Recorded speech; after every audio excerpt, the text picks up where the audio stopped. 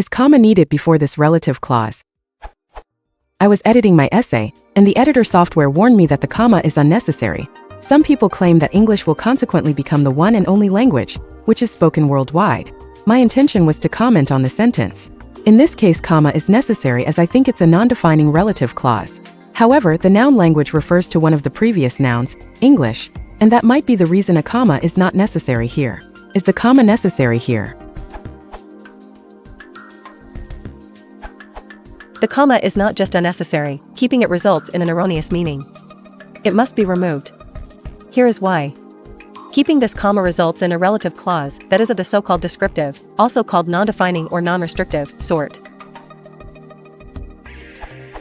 Walden University, non-restrictive clause. A non-restrictive clause adds additional information to a sentence. It is usually a proper noun or a common noun that refers to a unique person, thing, or event. It uses commas to show that the information is additional. The commas almost act like parentheses within the sentence. If the information between the commas is omitted, readers will still understand the overall meaning of the sentence. A non-restrictive clause is also known as a non-essential clause or phrase. It follows from this that if you keep the comma, some people claim that English will consequently become the one and only language which is spoken worldwide. The part before the comma must make sense on its own. It doesn't. Some people claim that English will consequently become the one and only language. What this says is that English will replace all languages on Earth. The discussion that precedes is very probably not concerned with the existence of a unique language in the world, but instead it is referring to a common language on top of national ones. In other words, the one and only language is not the correct term and it has to be defined, restricted. This is done by gluing to it, so to speak, the part which is spoken worldwide. This gluing is effected by using no comma. The one and only language which is spoken worldwide. Keeping the comma has even the additional effect of creating an implicit redundancy. Since English is the only language in the world, it is necessarily spoken worldwide. This means that it is not even possible to find a context for this sentence if the comma is kept. A simple case.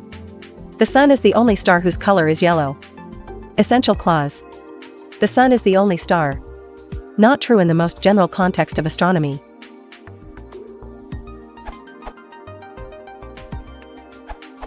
The sentence has two different meanings, depending on the comma. With the comma, it means that English will be the only language, no other languages will be spoken at all. And English will therefore be spoken worldwide.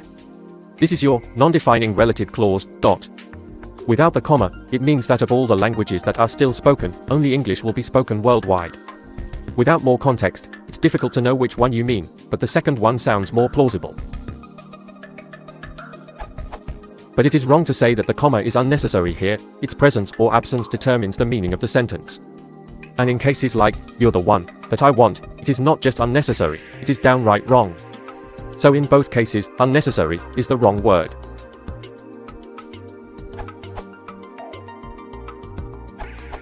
The position of the relative clause suggests that it describes the one and only language. It therefore could be restrictive. Some people claim that English will consequently become the one and only language which is spoken worldwide. Or non-restrictive, with a slightly different meaning. Some people claim that English will consequently become the one and only language which will be spoken worldwide. Note that I changed the verb tense. If that clause were moved after English, then it would have to be non-restrictive, assuming that it referred to the language in general and not one specific variety of it. Some people claim that English, which is spoken worldwide, will consequently become the one and only language.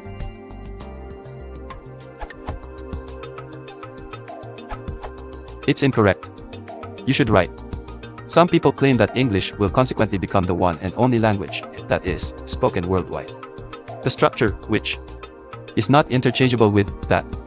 That, in the context of that sentence, can be implied, and thus invisible. Yes, you can argue that there is a sentence with a different meaning that is conveyed in the form you present, but it's a bit of a stretch. That meaning would be making a claim that English will, inevitably, be spoken worldwide at some point in the future, but it's still a subclause, which is not really for relative clauses, that is. You may notice that which should always follow a comma, because it's for inserting a subclause. That, on the other hand, performs a different conjunctive function. Many, if not most, people tend to use which when they should really use that for conveying the meaning they intend, and they seem to think it's more correct. but it really isn't, it's clunky and crap. It's like when people keep saying literally for things that are literal, or that begs the question, when they really mean that prompts the question. I've even watched politicians use the word hypothecate to mean a fancy way of saying hypothesize. This quasi-intellectual butchery and bemanglement, yes, I just made that up, but consistent with English form of the English language is one way that words are shoehorned into hideous neologisms they aren't made for. It's not about nebulous things like a style or usage. A sentence is supposed to be a complete thought, and syntax, grammar, and punctuation is there to express the nuances and specific meaning and intent of that thought.